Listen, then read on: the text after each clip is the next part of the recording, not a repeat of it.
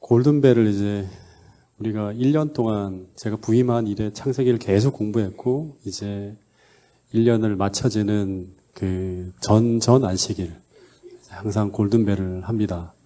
그 한 해 동안 우리가 어떻게 공부했는지를 한번 같이 나누는 시간인데, 그래서 이 송년회는 말씀으로 축제가 벌어지는 이 골든벨하고, 그 다음에는 이제 우리 교인들이 함께 또 한 해를 돌아보며 감사하는 송년회가 있습니다. 근데 골든벨을 왜 해야 되는가? 여러분, 성경 지식을 잘 쌓아놓고 그거를 뽐내기 위한 자리가 골든벨일까요?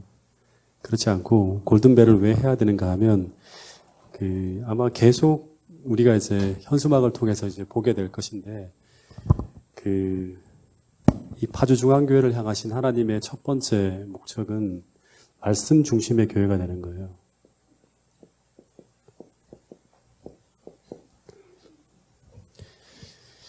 그래서 이 말씀 중심의 교회를 우리가 만들어가기 위해서 제가 생각하고 있는 첫 번째 과제는 1년 내내 여러분들의 귀에 들렸던 이야기가 화요일, 금요일 예배 부흥입니다.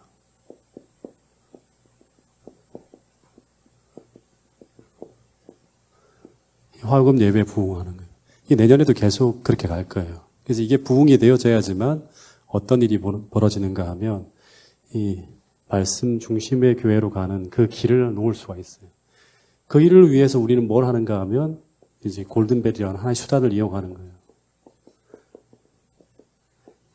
그러니까 계속 말씀을 녹음하고 또 듣고 하면서 우리가 저녁 예배를 통해서 하나님이 우리에게 주시는 기별들을 놓치지 않고 따라가는 그러한 과정으로 필요한 것이 뭔가 하면 골든벨이에요. 그래서 여러분, 퀴즈 대회에서 골든벨을 울리는 것도 굉장히 중요하겠지만 더 중요한 것은 그 과정을 통해서 우리가 은혜 받은 것들을 함께 나누는 간증의 시간이 훨씬 더 의미 있다는 생각이 듭니다. 그래서 골든벨을 마무리하는 이제는 뭐 더 한 단어 더 암기하고 뭐 하는 그런 것보다 창세기를 쭉 들어왔는데 하나님께서 내게 들려주시는 메시지가 무엇인지 그걸 한번 좀 이 안식일은 정리하는 시간이 되었으면 좋겠다는 생각이 듭니다.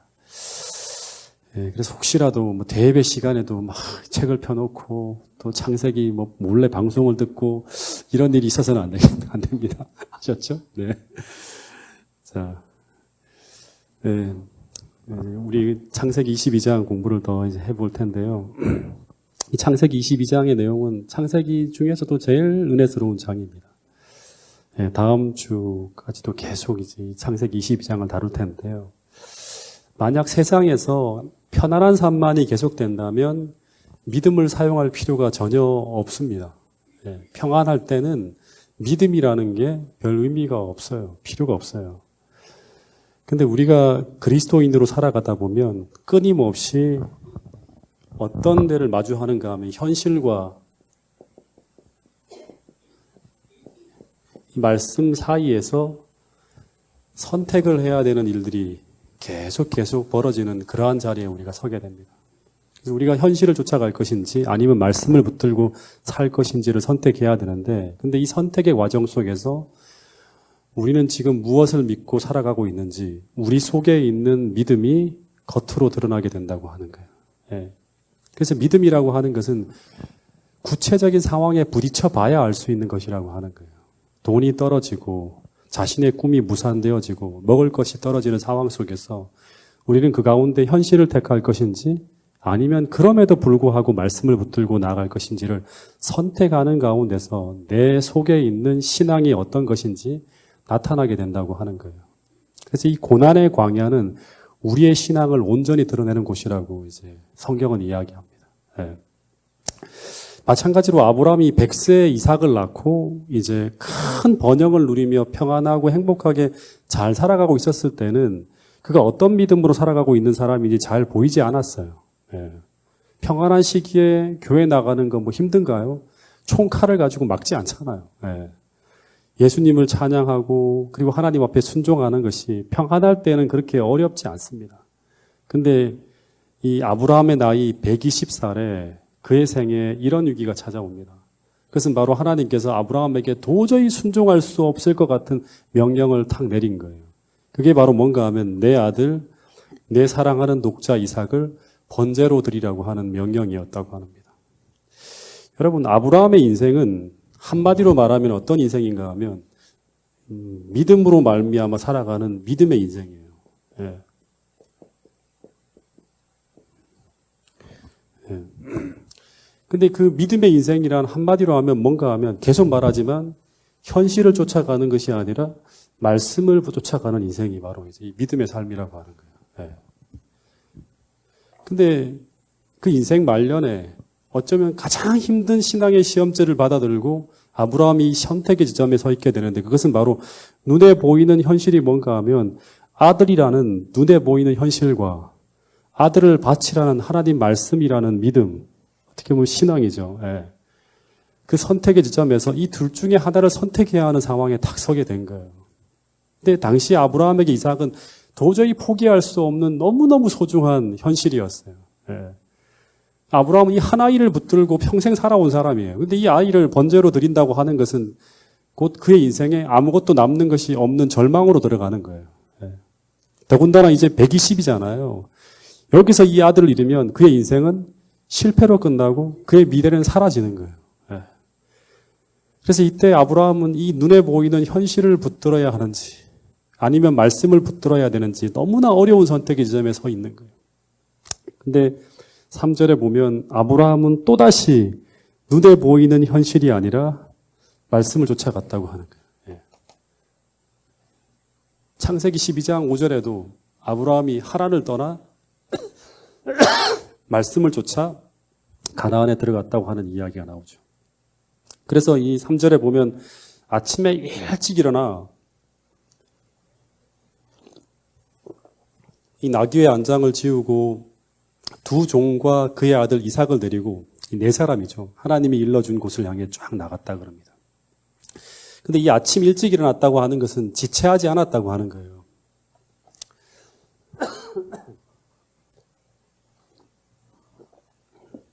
죄송합니다. 다시 말해서 아주 힘들고 고민되고 죽을 것 같지만 그는 계속 순종하고 있었다고 하는 것입니다. 장작을 패고 불을 챙기고 나귀를 챙기고 아이를 깨우면서 그는 계속 순종해야 될 곳, 그가 말씀을 쫓아가야 할 곳을 향해서 계속 쉬지 않고 움직이고 있는 것입니다. 왜 이러죠?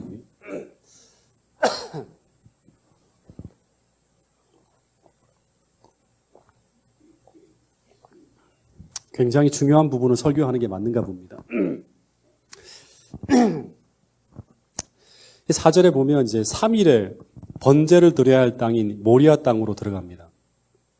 근데 아브라함이 3일 동안 이제 브엘세바에서 모리아 산까지 아주 큰 긴 길을 걸어갔을 텐데, 근데 이 걸어가면서 아브라함이 어떤 마음으로 걸어갔을까요?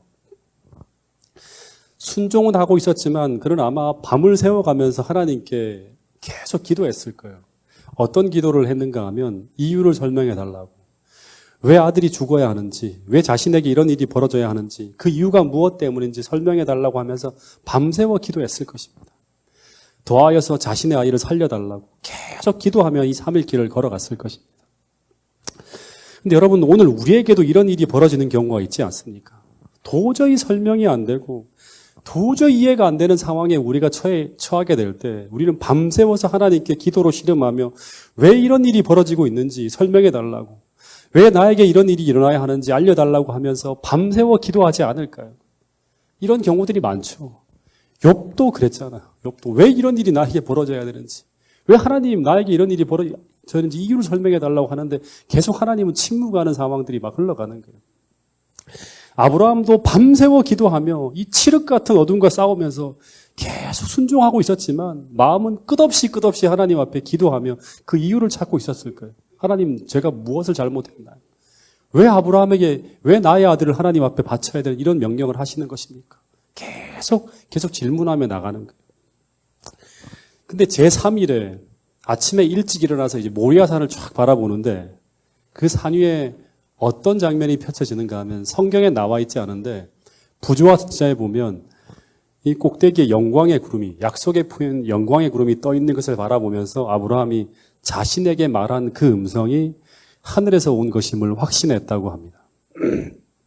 그래서 5절에 보면 사환들에게 이제 같이 따라오고 4명이 따라와요. 4명이 같이 갔잖아요. 근데 사환들에게 이르기를 이제 더 이상 너희들은 따라오지 말고 여기에 기다리라고 한 후에 아브라함은 이제 이삭과 함께 이제 그 산꼭대기로 올라갑니다. 그러면 사환들에게 어떤 말을 했는가 하면 아이와 함께 저기 가서 경배하고 너에게로 돌아오리라 하면서 이제 6절에 보면 번제 때 사용할 나무를 취하여서 이삭과 함께 산으로 올라갔다고 하는 내용이 나옵니다. 근데 이 5절에 굉장히 중요한 한 문장이 나오는데요. 그게 뭔가 하면 5절에 보면 어떤 말이 나오죠? 네. 아브라함이 사환에게 이르되 내가 아이와 함께 저기 가서 경배하고 너희에게로 돌아오리라 하는데 이때 이제 여기에 기록된 3개의 연속적인 동사 뭐예요? 내가 저기에 가서 그 다음에 또 뭐 어떤 단어가 나오죠? 경배하고 다 동사예요. 그 다음에 뭐예요? 돌아온다. 돌아오리라. 이 3개의 동사가 나오는데 전부 히브리어로 보면 우리라는 개념이 포함되어져 있어요. 전부 다. 우리라고 하는 거예요. 네. 그러니까 나와 아이 곧 우리가 저기 가서 우리가 경배하고 나 혼자가 아닌 우리가 너희에게로 돌아오리라고 하는 거예요. 다시 말해서 번제를 마치고 돌아올 때는 원래는 혼자 돌아와야 돼. 우리가 아니라 아브라함 혼자 돌아와야 되잖아요. 근데 이삭은 죽고 아브라함 혼자 돌아와야 되는데 근데 아브라함은 돌아올 때도 이삭과 함께 돌아올 것이라고 사환들에게 말하고 이제 올라가는 거예요.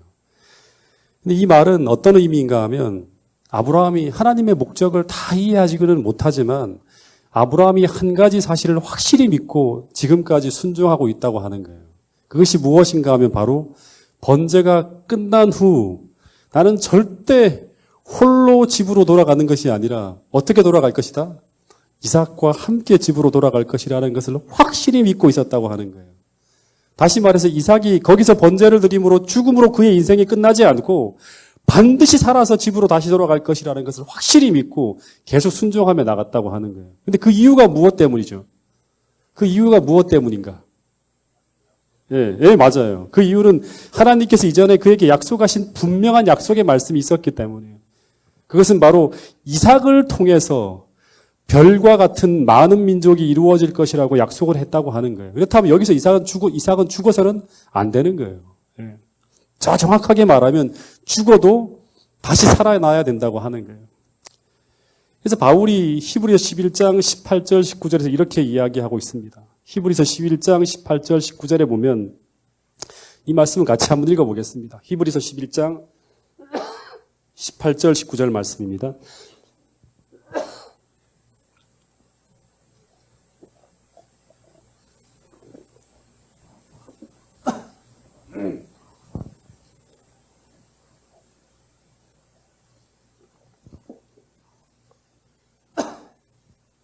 같이 읽겠습니다. 시작. 내 자손이라 칭할 자는 이삭으로 말미암음이라 하였으니 그가 하나님이 능히 이삭을 죽은 자 가운데서 다시 살리실 줄로 생각한지라. 아브라함은 하나님이 능히 이삭을 죽은 자 가운데서 다시 살리실 줄로 생각했다고 하는 거예요. 왜냐 그러면 내 자손이라 칭할 자는 이삭으로 말미암음이라 하셨으니 이삭으로 말미암아 별과 같이 많은 자손이 일어나야 되는데 이삭은 지금 결혼도 안 하고 아이도 안 낳았어요. 그러니까 이삭이 살아야 되는 거죠. 부조와 선지자에 보면 이런 기록이 있습니다. 이삭은 기저귀의 아들이었으니 그에게 생명을 준 능력이 그것을 다시 회복할 수 없겠는가. 보이는 것 저편을 바라보며 아브라함은 하나님의 말씀을 붙잡고 하나님이 능히 죽은 자 가운데서 다시 살리실 줄을 생각하였다고 합니다. 여러분 언제 믿음을 사용해야 됩니까? 언제 믿음을 사용해야 돼요, 여러분? 네? 이해할 수 없는 상황이 일어날 때, 도저히 내가 생각할 수 없는 그런 상황들이 막 일어날 때, 그때 내 속에 있는 믿음을 끄집어내서 모든 불안과 의심을 억누르고 물리치면서 오직 하나님의 신실하심을 믿고 하나님 앞에 순종으로 나 자신을 굴복시키는 것. 이것이 바로 뭔가 하면 믿음이 필요한 순간이에요. 여러분, 우리가 날마다 선악의 대쟁투가 벌어지고 있는 이 인생의 전쟁터에서 우리가 행해야 될 가장 중요한 싸움이 무엇인가 하면 바로 이해할 수 없는 상황들이 내 삶에 벌어질 때 그때 내 속에 있는 믿음을 끄집어내서 모든 불안과 의심을 억누르고 물리치며 하나님의 신실하심을 믿고 우리가 하나님 앞에 순종으로 나 자신을 굴복시키는 것. 이것이 바로 뭔가 하면 오늘 우리가 이 마지막 시대를 살아가는 우리에게 필요한 믿음의 삶이라고 하는 것입니다. 여러분, 어떤 사람은 믿음을 가지면 모든 것이 술술 잘 풀리고 그 믿음이 우리를 언제나 축복으로 이끈다고 말하는 사람이 있습니다. 근데 이 말은 틀린 것입니다. 왜냐하면 믿음은 성공을 목표로 하는 것이 아니기 때문입니다. 믿음은 모든 것이 잘 되는 것이 아니라 그리스도를 따라가는 것이 목표이고 그분의 말씀에 순종하는 것이 바로 뭔가 하면 믿음의 목표예요. 여러분, 이것을 놓치셔서는 안 된다고 하는 것입니다. 여러분, 이것을 정확하게 보여주는 것이 바로 뭔가 하면 이 믿음의 조상, 믿음의 롤모델인 아브라함의 삶의 이야기라고 하는 것입니다. 아브라함이 번영하는 갈대아 우르를 떠난 것도 수많은 물질과 풍요로 대부분의 가족들이 눌러앉는 그 곡창지대인 하란을 떠난 것도 그리고 롯과의 갈등 속에서 소돔을 포기한 것도 전부 그가 추구하는 것이 이 땅의 번영이 아니었다는 것을 말해주고 있는 것입니다. 마지막으로 100세에 태어난 이삭은 아브라함에게 있어서 그의 성공과 번영의 상징물이었어요. 왜냐하면 하나님은 이 이삭을 통해서 아브라함의 후손을 별과 같이 많아지게 하시리라는 약속을 주셨기 때문이에요. 그래서 하나님께서 이 이삭을 하나님 앞에 번제로 바치라고 했을 때 그는 이것을 어떻게 보면 이 성공과 번영이라는 이삭을 하나님 앞에 내려놓고 하나님 말씀 앞에 따라갔다고 하는 것. 이것은 어떻게 본다 그러면 아브라함이 지금까지 보여준 바로 믿음의 모습, 신앙의 모습, 우리의 롤모델인 아브라함의 믿음의 모습이었다고 성경은 이야기하고 있는 것입니다. 여러분, 하나님은 오늘 우리에게도 이런 질문을 하실 수 있다고 하는 것입니다. 그것은 바로 우리의 모든 미래와 성공과 번영과 우리의 모든 꿈과 소망을 하나님의 말씀 안에 제한할 수 있는가라는 질문을 하실 수 있다고 하는 것입니다. 다시 말해서 이 말은 언젠가 내가 꿈꾸는 미래의 성공과 번영이라고 하는 한 길과 또 하나 하나님 말씀이라는 길 중에서 어떤 한 가지 것을 선택해야만 하는 그런 상황에 우리가 서게 될 수도 있다고 하는 것입니다. 그때 우리는 어떤 선택을 할 것인가? 오늘 아브라함을 통해서 우리 삶의 답을 찾아볼 수 있게 되기를 간절히 바라겠습니다. 근데 아브라함은 자신의 꿈을 내려놓고 하나님의 말씀을 따라갔다고 하는 것입니다. 6절 말씀을 같이 한번 읽어볼까요? 6절 시작.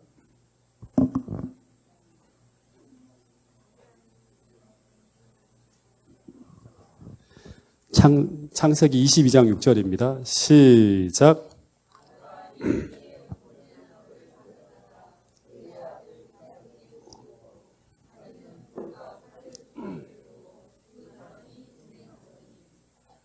예, 아브라함이 번제에 쓸 나무를 취하여 그 아들 이삭에게 지우고 자기는 불과 칼을 손에 들고 두 사람이 이제 그들이 가야 될 최종 목적지인 모리아산 꼭대기를 향해 올라갑니다. 근데 이삭이 가만히 보니까 번제하러 산 위에 올라가고 있는데 근데 이상한 것은 불과 칼은 들고 가는데 이상하게 뭐가 없어요? 번제할 양이 없는 거예요. 그래서 7절 이삭이 이런 질문을 아브라함에게 했다고 합니다. 7절 보면 이삭이 그 아버지 아브라함에게 말하여 이르되 내 아버지여 하니 그가 이르되 내 아들아 내가 여기 있노라. 이삭이 이르되 불과 나무는 있거니와 번제할 어린 양은 어디 있나이까? 라고 물어요. 불과 나무는 있는데 번제할 양은 어디 있습니까?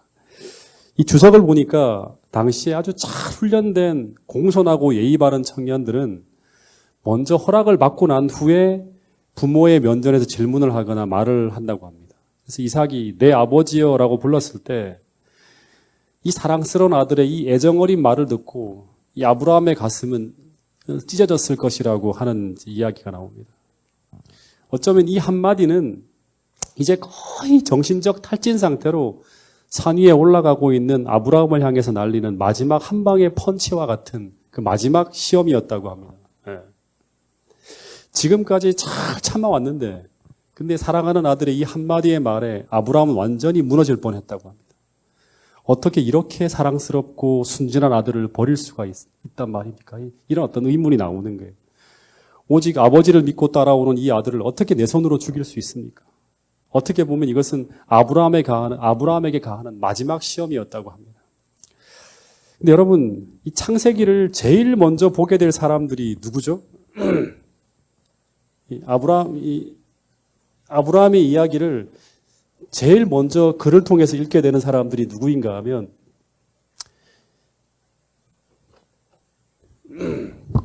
미래 광야를 여행할 이 출애굽 당시 이스라엘 백성이에요.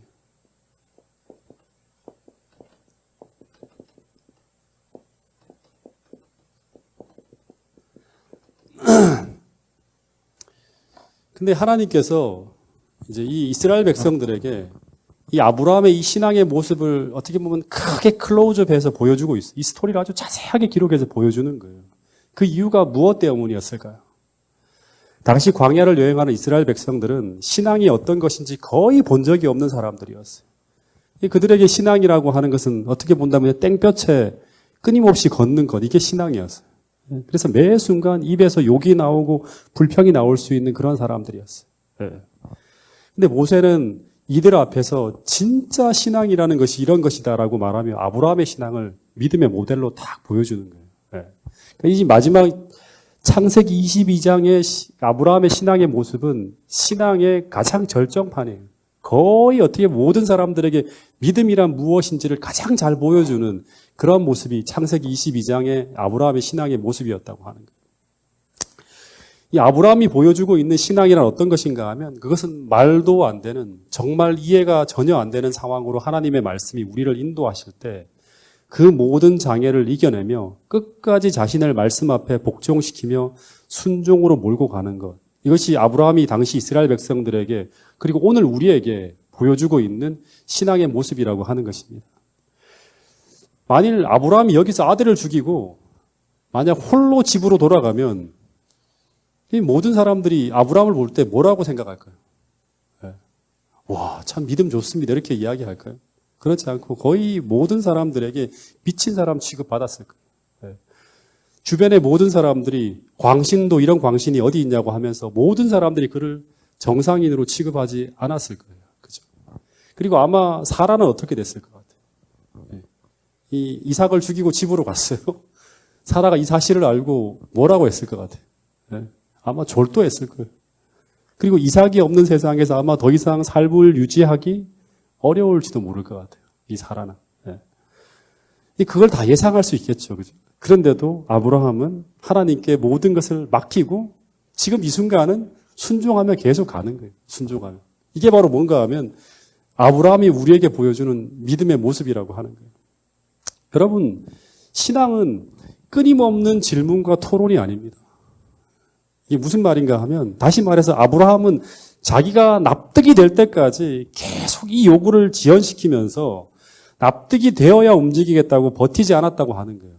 다 이해 안 되면 나 못 가겠습니다. 이렇게 하지 않았다고 하는 거예요. 계속 질문하면 어떻게 하는가 하면 가는 거예요. 다 알지 못하지만 다 이해하지 못하지만 가는 거예요. 근데 출애굽 당시 이스라엘 백성들은 납득이 안 되는 상황이 닥칠 때마다 매번 그들은 순종을 멈추고 의문을 제기하며 하나님을 시험하는 거예요. 왜 구름 기둥이 남쪽으로 이동하는지 모르겠다고, 북쪽으로 가야 되는데. 왜 우리에게 물이 떨어지게 하는지 모르겠다고. 왜 금방 갈 수 있는 길을 이렇게 돌아가는지 모르겠다고 하면서 수도 없이 이해가 안 되는 상황이 생길 때마다 순종을 멈추고 모세를 원망하고 불평하며 하나님을 시험했다고 하는 것이 이스라엘 출애굽 당시 이스라엘 백성들의 모습이었다고 하는 거예요. 너무나 아브라함과 대조되는 모습이죠. 아브라함은 끝없이 이해가 안 되는 상황이 닥쳐오지만 계속 장작을 싣고 그다음에 그 불을 준비하고 계속 아침 일찍 그냥 떠나는 거예요. 가는 거예요. 계속 지체하지 않고 해가 중천에 뜰 때까지 고민하며 있는 게 아니라 계속 가는 거예요.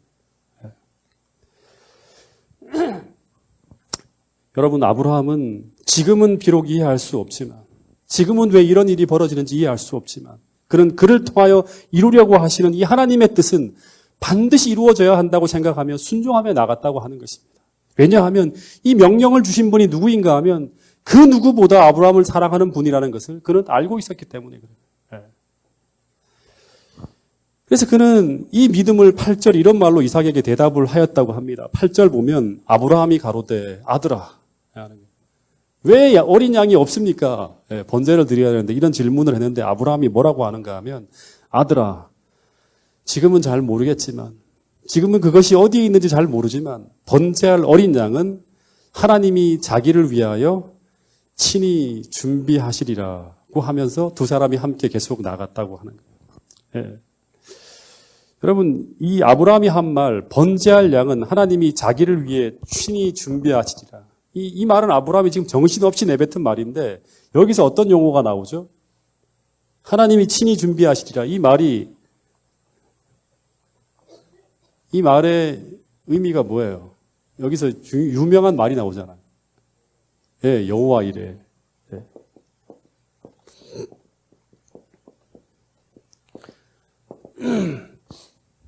하나님이 친히 준비하시리라. 이 말은 나는 잘 모르지만 하나님은 분명히 너를 구원하기 위해서 약속을 믿고 있으니까요. 너를 구원하기 위해서 너를 대신하여 죽을 어린 양을 하나님이, 나는 준비할 수 없지만 하나님이 친히 준비하시리라고 말하고 있는 거예요. 근데 그 길이 아직은 보이지 않고 있어요. 그러나 우리는 그것이 하나님의 명령이라면 지금은 그 구원이 보이지 않아도 우리는 여호와 이레의 하나님을 믿는 믿음으로 오늘도 어디를 향해 나가야 되는가 하면 하나님께서 가라고 하시는 그 모리아산 정상을 향해서 순종하며 나가야 된다고 하는 것입니다.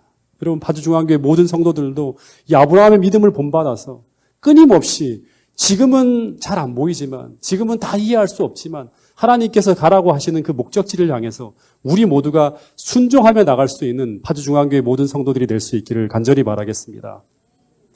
왜냐하면 이 순종의 결단을 통해서 그 어둠의 터널을 지나가야지만 우리는 그 순종의 끝에 여호와 이레의 하나님을 만나게 되고 왜 이런 고난이 내게 이르러 왔는지를 알게 될 수 있다고 하는 것이 성경의 이야기라고 하는 것입니다. 어쨌든 9절에 이제 아브라함이 하나님께서 그에게 지시한 곳에 이제 이르렀습니다. 모리아산 꼭대기에 올라간 거예요. 그래서 그곳에 단을 쌓고 나무를 벌려놓고 이제 제물을 제단 위에 올려놓는 일 외에는 모든 일을 다 했어요. 그리고 난 후에 아브라함이 떨리는 음성으로 뭐를 얘기하는가? 이제 드디어 여행의 목적을 쫙 공개합니다. 그러니까 하나님이 이제 아브라함에게 계시한 그 계시를 이삭에게 쭉 얘기하는 거예요. 근데 이삭의 반응이 어떻게 나타나는가 하면 당시 이삭의 나이가 몇 살이죠? 네. 지금 준호의 나이하고 똑같죠. 20살. 네. 그러니까 20살 젊은이였는데 이제 이 아버지가 그런 말을 했다고 해서 순종할 사람이 있을까요? 너 여기서 번제로 죽어야 돼 하면서 나무를 벌려놓고 난 다음에 손을 묶고 올려놓고 불에 태워 죽인다고 하면 어떻게 할까요? 대부분의 젊은이들은 저항할 수 있었어요. 네. 근데 본문에 보면 이 아들 이삭을 결박하는데 이삭이 어떤 저항을 했다고 하는 기록이 있습니까? 없습니까? 네, 전혀 없어요. 네. 지정된 장소에 이르러 제단을 쌓고 그 위에 나무를 올려놓았다. 그 후에 아브라함은 떨리는 음성으로 하나님의 기별을 아들에게 알렸다. 이삭은 그의 운명을 알고 두려워하고 놀랐으나 충격적이죠. 여기서 죽어야 돼요. 이제 전혀 모르고 아버지 따라왔는데 여기서 죽어야 돼. 그러나 아무 저항을 하지 않았다. 이삭이 만약 그렇게 하기로 선택했더라면 자신의 운명을 피할 수 있었을 것이며 그 격렬했던 3일간의 투쟁에 지쳐버린 비탄에 빠진 노인은 혈기왕성한 청년의 뜻을 꺾을 수 없었을 것이다 라고 하는 거예요. 다시 말해 단 한마디라도 아버지 저 못하겠어요 라고 말만 했다면 아브라함은 포기했을지 모른다고 하는 거예요. 네. 그러나 이삭은 자원하여 순종하였다고 합니다. 심지어 아버지의 슬픔을 덜어드리려고 애쓰며 그의 활기 없는 손을 붙들어 자신을 제단에 붙들어 매는 줄을 매게 했다고 하는 게 이제 그 부조화 선지자의 기록입니다. 그리고 10절에 이제 드디어 마지막 포옹을 하고 그런 후에 아브라함이 마지막으로 이삭을 결박할 때 이 밧줄로 이삭의 손을 묶고 그리고 다리를 묶고 제단 위에 올리면서 아브라함이 어떻게 했을 것 같아요? 아마 계속 통곡하며 울었을 거예요. 그러면서 그가 마음으로 수도 없이 고백하며 외친 고백이 무엇인가 하면 아브라함이 이삭의 팔을 묶고 다리를 묶고 그 다음에 제단 위에 올리면서 계속 울면서 어떤 고백을 했을 것 같아요? 어떤 고백을 했을 것 같아요? 이게 바로 예배예요, 예배. 어떤 고백을 했는가 하면 마음으로 수도 없이 고백하며 외친 고백이 뭔가 하면 하나님, 제가 이 세상 그 어떤 것보다도 당신을 더 사랑합니다라고 하는 것을 말이 아닌 행동으로 고백하는 거예요. 우리는 수도 없이 하나님, 제가 세상 어떤 것보다도 주님을 더 사랑합니다. 말은 쉽게 할 수 있죠. 근데 아브라함은 직접 행동으로 세상 그 어떤 것보다도 당신을 더 사랑한다고 하는 행동으로 이 제사를 통해서 고백하는 거예요. 하나님, 다시 말해서 내가 가장 사랑하는 이 아들보다도 더 하나님을 사랑합니다. 그래서 제가 이렇게 순종합니다라고 하면서 펑펑 울고 통곡하면서 이 제사를 드리고 있었다고 하는 것입니다. 말이 아니라 행동으로 드러나고 나타나는 그러한 모습으로 이 번제를 통해서 하나님 앞에 자기의 사랑을 고백하는 거예요. 이게 바로 뭔가 하면 참된 예배요 제사라고 하는 거예요. 근데 아브라함이 하나님 앞에 고백하는 이 사랑의 고백이 이 번제의 제사를 통해서 모리아산이 떠나갈 정도로 하늘을 향해서 막 외쳐지고 있었을 때 이때 하나님의 마음은 어떠했을까요? 한번 생각해 보세요. 이게 말이 아니라 행동을 통해서 하나님 앞에 사랑 고백을 하고 있는 거예요.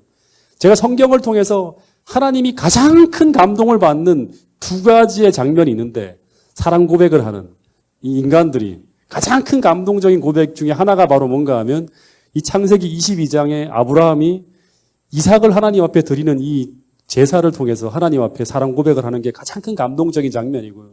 또 하나의 장면이 성경에 나오는데 그게 바로 뭔가 하면 다니엘 3장 풀무불 사건을 통해서 그리 아니하실지라도 주님, 느부갓네살 왕이요, 나는 하나님 앞에 순종할 것입니다 라고 고백하는 거예요.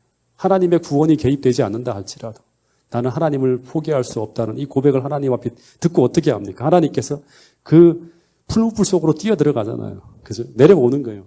이제 더 이상 시험을 해서는 안 돼. 이들을 구원해야 돼. 영광스럽게 만들어줘야 돼. 뛰어내려가는 거예요. 마찬가지로 하나님께서 이 아브라함의 이 어떻게 보면 모리아산이 떠나갈 정도로 이 이삭을 갖다 바치는 이 사랑의 고백을 들었을 때 하나님이 가만히 있을 수 있습니까? 있을 수가 없죠. 그렇죠? 그래서 하나님께서 쫙 내려가는 거예요. 그래서 이 예배에 응답하셔서 12절에 보면 모리아산으로 급하게 달려 내려갑니다. 그래서 아브라함이 칼을 들고 이삭의 목을 팍 치려고 하는 순간 쏜살같이 내려가서 그 손을 탁 붙들면서 아이의 몸에 손을 대지 말라고 하면서 하나님께서 개입하시는 거예요. 절대 그렇게 하지 말라고 하는 거예요. 그러면서 이런 말씀을 하셨다고 합니다. 10절부터 12절을 읽어보겠습니다. 자, 시작.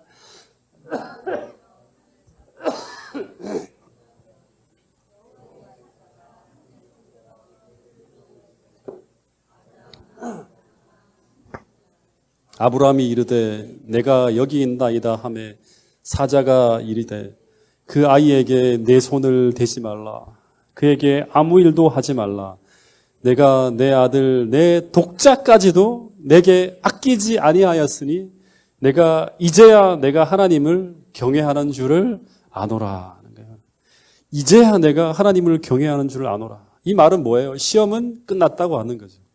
다 확인됐다고 하는 거예요. 다 확인됐다고. 그리고 이제야 내가 하나님을 경외하는 줄을 아노라 하는 이 말은 이전에는 몰랐다고 하는 것은 아니죠. 하나님은 이전에도 아브라함이 어떤 믿음을 가지고 있는지 다 알잖아요. 우리의 속을 다 아시는 분이 하나님이잖아요. 근데 이 행동으로 아브라함 속에 있는 하나님에 대한 진실한 사랑과 믿음이 드러남으로 이제 온 우주 앞에 사단의 주장이 패하게 되었다고 하는 말이에요. 그리고 아브라함이 정말 하나님을 사랑하는 하나님께 속한 사람이라고 하는 하나님의 주장이 입증되어졌다고 하는 거죠. 사단은 아브라함 내게 속한 사람이라고 계속 주장하고 있는 거예요. 그렇게 축복하면 안 된다고 하는 거예요. 하나님은 그렇지 않다고 하나님과 사단 사이의 팽팽한 주장이 이제 확실하게 증명이 되는 거예요. 아브라함의 행동을 통해서. 다시 말해서 아브라함은 하나님이 이삭이라는 선물을 줌으로 그분을 사랑하는 척했다고 하는 사단의 주장이 패하게 되는 거예요. 욥에게 사단이 주장할 때 어떤 주장을 했죠? 하나님께서 축복해 주시고 우를 둘러주고 하니까 그가 하나님을 믿는 거 아닙니까? 똑같은 거예요. 하나님께서 이삭을 주시니까 하나님께서 아브라함이 저렇게 믿는 척 하는 거 아닙니까? 그 이삭을 달라고 해보세요. 하나님, 아브라함이 절대 하나님 순종하지 않습니다. 했지만 절대 그거는 입증되지 않았죠. 여러분, 그래서 이 순종의 끝에 그들에게 이르러온 것이 바로 뭔가 하면 여호와 이레의 하나님을 만나게 되는 거예요. 이 순종의 끝에. 그러니까 믿음으로 맞서면 그 믿음의 그 순종의 끝에 어떤 걸 볼 수 있냐? 하나님의 구원을 경험하게 된다고 하는 거죠. 여러분, 그게 13절 이야기인데, 이제 이래서 수양이 딱 보이고, 이제 수양을 통해서 번제를 드리고, 아브라함이 그 땅 이름을 여호와 이레로 하였다고 하는 그런 이야기가 나옵니다. 그리고 오늘까지 사람들이 이르기를 여호와의 산에서 준비되리라 하더라는 그런 말이 납니다. 이 여호와의 산에서 준비가 된다고 하는 이 말은 뭔가 하면 끝까지 모리아산 꼭대기까지 순종하며 나가야지만 우리는 하나님께서 그 우리를 위해서 준비하신 그 구원을 경험하게 된다고 하는 것입니다.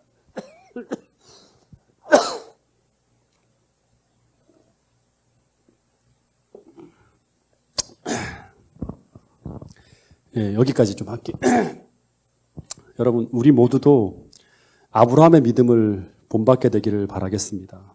그래서 이 이야기는 어떻게 보면 아브라함의 관점에서 지금 이야기되어진 이야기고요.